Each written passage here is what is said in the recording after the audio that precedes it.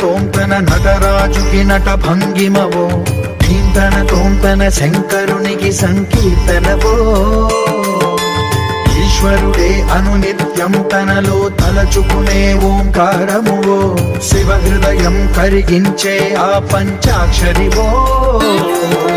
నీ మదిలో మహాదేవుడినే కొలువుంచగా కైలాసమువో